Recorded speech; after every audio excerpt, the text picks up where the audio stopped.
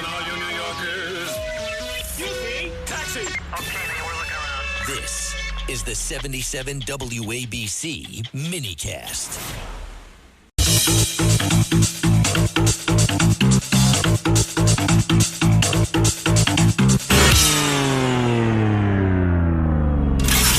It's More Money with leading economist Steve Moore. Now, here's your host, Steve Moore. We are back, folks. This is the More Money Show. I hope you're having a wonderful weekend. Boy, we are live and we're in color. It is absolutely a beautiful day where I am in the beautiful city of Washington, D.C. Happy Father's Day to the fathers out there. My next guest is John Fund. As promised, John Fund, you know him from his several decades working at the Wall Street Journal editorial board.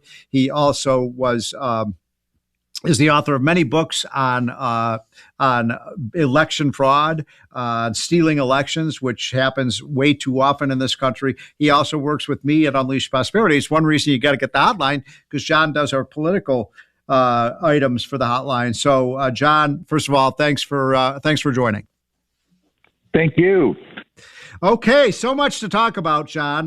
Let us start with a very disturbing development, which is, it looks to me, I think all the votes are counted, that basically another Democratic socialist and another Zoran Mandami has been elected, in this case in Washington, D.C. This, to my count, is like 5 now major cities, including New York, including Seattle, including Los Angeles, that have far left-wing Democrats who do not believe in free market capitalism running the cities.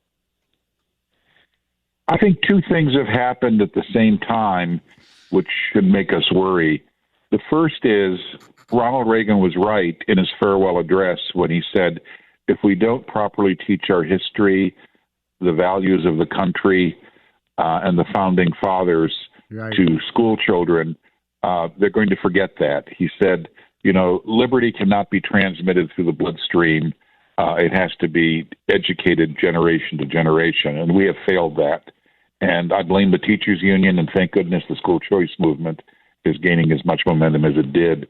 The second problem we have is this.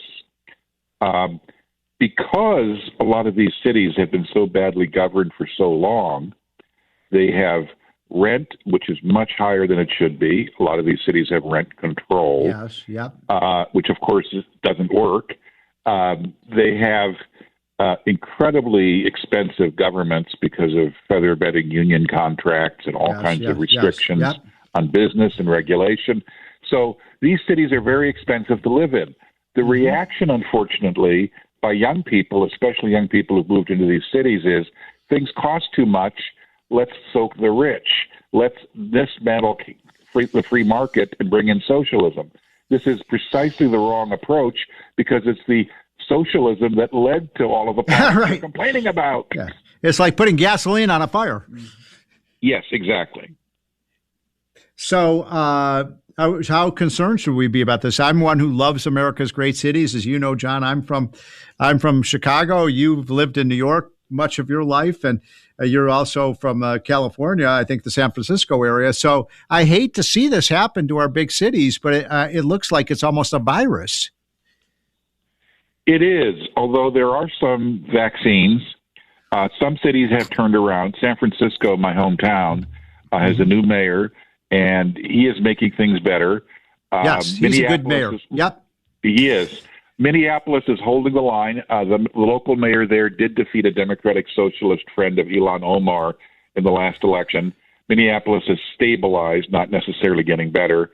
But if you're talking Seattle, Portland, Philadelphia, Washington, D.C., New York, terrible. They're in trouble. Well, John, I mean, my gosh, as you know, I'm from Chicago. The Bears are leaving Chicago. That's how bad it's getting there. They literally are going to Indiana. The Bears are scared of something amazing. They're scared of their own city. Yeah. I mean, it's really, really pathetic. And I hate this because I think that, you and I lived through when Rudy Giuliani, we were both living in New York when he became mayor. Now, Rudy had his faults, but my God, he really improved that city day after day, week after week with common sense reforms. So we have to do 2 things.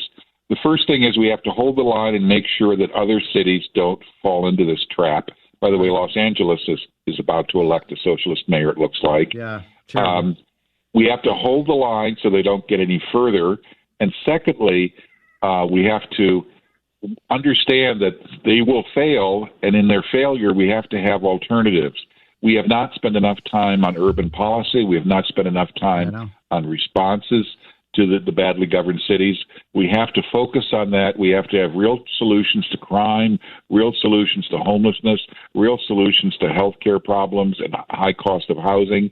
And we have to turn the cities that are in red states, turn them into examples that other cities can follow. Yeah, that's for sure. So a couple of other questions I had for you, John. One is something else you've been following, which is very problematic, and it overlaps with what we were just talking about how socialistic the big cities become. Many of our blue states and some of our blue cities are now talking about big wealth taxes, which would be terrible. You're from California. They're looking at a 5% wealth tax, although what's the latest that you're hearing on that? Well, California law allows the legislature to negotiate with whoever sponsors these initiatives, and if they can come up with a compromise, then it doesn't go on the ballot and saves everybody a bunch of money because they don't have to spend it on television ads. The danger is that the Democrats are negotiating with people further to the left than they are, the Democratic Socialists. So the worry is if by June 25th there could be a compromise in which the wealth tax goes off the ballot, but they impose other taxes that are broader based, and they raise spending as a bribe to try to buy off the people in support of the wealth tax. That would be the worst of both worlds, because I have to tell you, wealth tax stays on the ballot, we're going to beat it.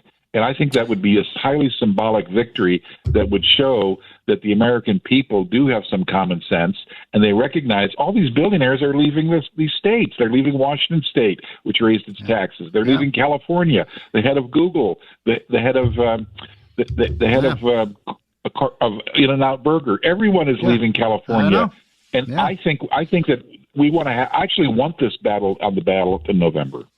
We just have less than 60 seconds left, John Fund. Last question that I have for you is with respect to something that you put in the hotline, a poll result showing less than 1 out of 3 Democrats say they're very proud to call themselves Americans. I find that very troubling. What do you think's going on there? Well, I think that the fact that our children for the last 30 years have been indoctrinated into blame America first, woke ideology, guilt for the country's history shouldn't surprise us. And most of that collapse in support for America has been in blue states where the teacher unions have been the most woke and where the indoctrination has been the most severe. This is why we need school choice, and this is why we have to break the back of the teacher unions. And yet, as we speak, John, in states like Florida, and states like Arizona, and states like Pennsylvania, there's pushback to actually reverse the gains we've made on school choice, even when we have evidence that the programs are working. Well, evidence is irrelevant to our opponents. Right, exactly. The bottom line is, first of all, we know the reforms are real because they're fighting them so fiercely, so that's good news. Secondly, I think we're going to win those. I think we're going to beat them back in Arizona. We're going to beat them back in Florida. The courts have basically been very sensible on this and ruled in favor of school choice in almost every case. And you know why I think I agree with you, John? I think we're going to win against the teachers' unions because what we're finding is the people who have benefited the most from the school choice have been Hispanic and Black parents in families. And Asian parents. Yeah, absolutely. And Asians. So amazing. Well, John Fund, you are, what is your prediction finally in our last 30 seconds on what will happen in California with this wealth tax? Because it's already the second highest tax state in the country. Well, there's a second initiative on the ballot to extend the higher tax rates that were put in place a decade ago, which took the California top rate to 13.3%. I think there may be a compromise on that in which the legislature basically says, okay, we'll extend those taxes, and in exchange, if you pull the wealth tax off the ballot. I don't want to compromise. I want to beat the wealth tax in November. Me too. John Fund, thanks so much. That's John Fund. He works with me at Unleash Prosperity. You know him from the Wall Street Journal and Fox News. Folks, in my last minute, I just wanted to, first of all, say Happy Father's Day to the fathers in this country who make our families possible. And I also want to say, love America. This is the greatest country on earth. I'm so disappointed to hear some of my Democratic friends say, "Hey, you cannot, you cannot love our country. You may not like Donald Trump, you may not like, our politics, but this is the greatest country on earth, and we are blessed to be in it." I will be there on the 4th of July, celebrating our 250th birthday. I know you will too, and put a flag in front of your house. That's when you know you're a patriot. Folks, have a great weekend. We'll be back. Same bat time, same bat channel on the More Money Show. Have a great weekend.